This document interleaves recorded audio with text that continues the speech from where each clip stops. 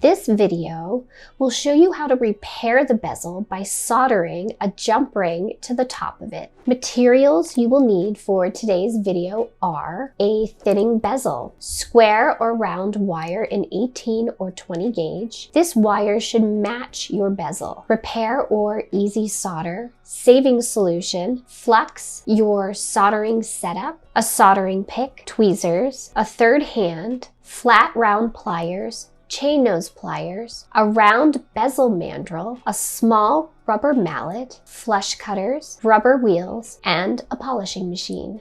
I will start to form the jump ring with my flat round pliers. I will then solder the end shut as I would with any jump ring. After the jump ring has been pickled, I will round the jump ring for a final time on the bezel mandrel.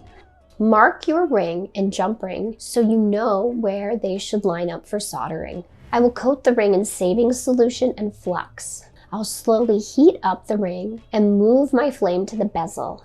This added height should be hammered down slightly with a hammer setting tool.